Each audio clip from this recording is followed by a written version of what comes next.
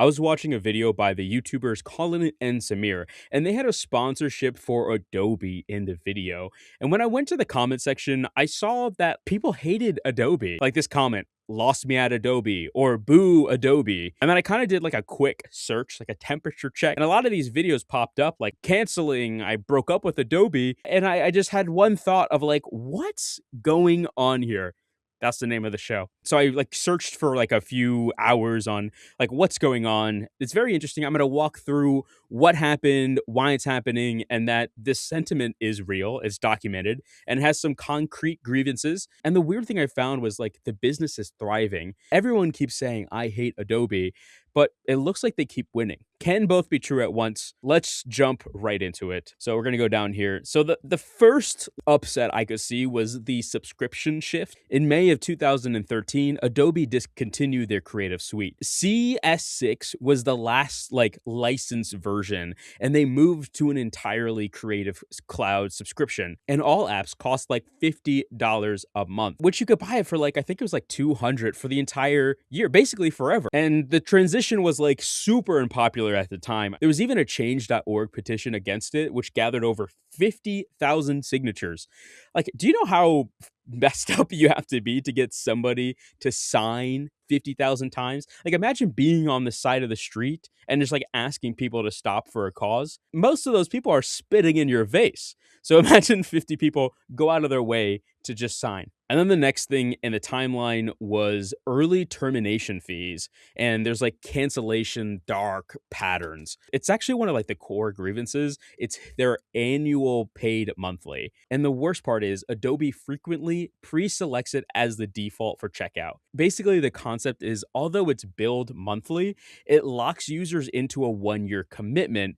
And if you cancel after the 14-day trial, then you have to pay up the 50% of the remaining year's payments as an early termination fee. And you only keep access until the end of that month's billing cycle. Users often discover the fee only when they're trying to cancel it. It's not like they advertise this thing. Most people usually cancel it because they can't afford it. And so they're hit with this fee and they're like, yo, what the heck, Adobe?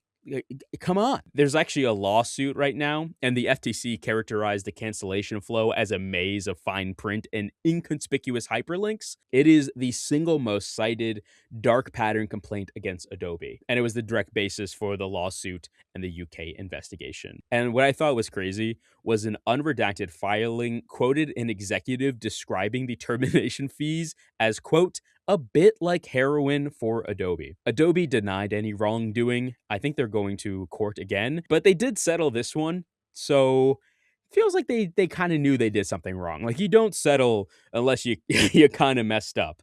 So at least that's what the lawyers say. Now, in 2024, I believe, there was a terms of service backlash. I'm actually getting hot, so I'm going to take this off. I am sweating.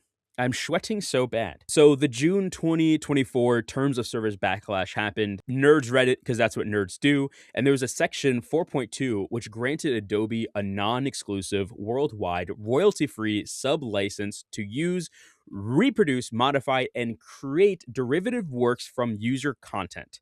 And separate language said Adobe may access your content through both automated and manual methods, such as for content review. And so that kind of just meant like AI was scanning shit and using it. This guy Sam, who is a game developer, I believe, this kind of showed the general sentiment. Everybody was really upset about this because creatives, who is Adobe's main customer base, can't use any of this now because of the NDA work. So it's kind of breaking NDA by using it. Thankfully, Adobe posted some clarifying blog posts on June 6th and 10th, respectively, insisting it does not train generative AI on customer content, does not assume ownership, and does not access locally stored files. Still, for me, that's like, okay, but you're seeing things in the cloud, which can still be under NDA, but they then rewrote the terms effective June 18th to narrow the license language and clarify user ownership. Now, most people agree that the rewrite addressed the literal concerns, but the trust was damaged. And this is how you know they kind of messed up, because even their own employees reportedly expressed dissatisfaction with how the rollout was handled. You know it's serious when people are like, I can risk my job for this, because this is so messed up. I'd rather not get paid and have the risk of being fired than tell people this is bad. Now, this episode was mostly directly relevant to creators who worried about clients' work.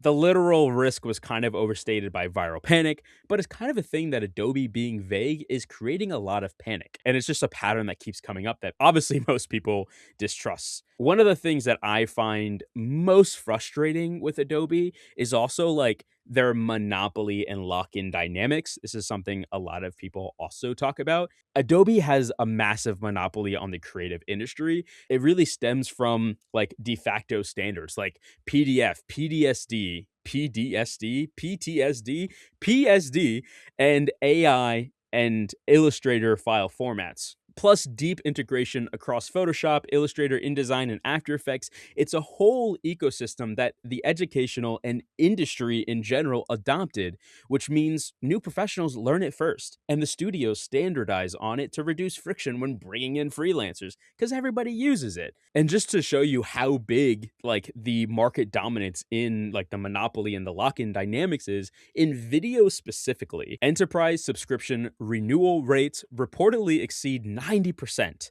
The emotional core of everyone hates Adobe, I feel like, is this. I think people resent a vendor they feel like they can't leave. Like, imagine being trapped sitting in this chair watching this YouTube video. You might have clicked on it thinking, oh, this is helpful, but I don't really like how that guy looks and how his beard is so patchy.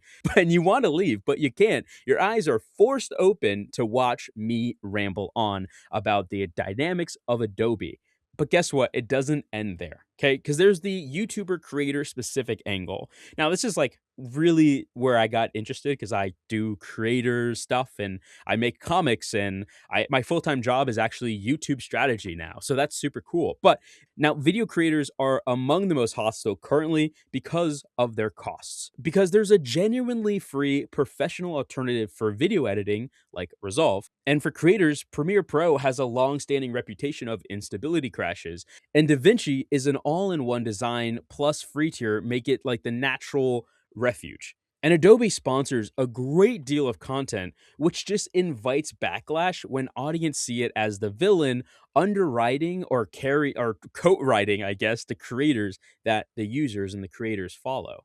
Now, this is the part that like was very interesting. It's kind of like a paradox of the whole thing. And it also really shows how much of a monopoly that Adobe has. Despite the backlash, Adobe's finances are like super strong. In 2024, revenue was $21 billion, up 11%. But criticism has bitten in two places that do matter. Adobe's stock fell during 2025 and into 2026 on a worry that AI will erode its moat. The shares traded well off prior highs, and the CEO announced his departure in March of 2026 after more than 18 years at the company, one day before that FTC settlement. So it's just strange to me that the backlash mostly dented investor sentiment and the stock more than it has dented the operating results, at least so far. And if I am to play a little bit of devil's advocate here, don't hate, don't shoot, hands up. Fairness requires stating what Adobe gets right. The Creative Cloud system is great. It's genuinely unmatched. You know, besides like the exorbitant amount of fees, if you're like a working creative and can't afford the monthly fee, or you bill your client to cover the fees, super great. Especially for someone like me who works like, who juggles like so many potential projects. It's just like the rational choice at the moment. It's kind of exactly why it stays profitable because it is a good one. Even though it is technically bad, it's technically the best and it has a monopoly. And maybe one day something will come and destroy it. Something will innovate in a really great way, kind of position away from AI in general, but maybe they'll see their mistake and just try to act kinder to their best customers.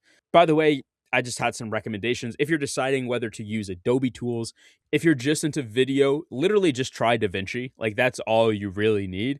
And for Illustrator photos or layouts, try Affinity or Procreate. You probably want to stay locked in with Adobe where the lock in is real and the alternatives are weak. For example, InDesign, After Effects, or really anywhere client handoffs demand native like Photoshop documents AI or PDF interchanges. I think the most important thing is if you're choosing a billing plan, avoid the annual paid monthly.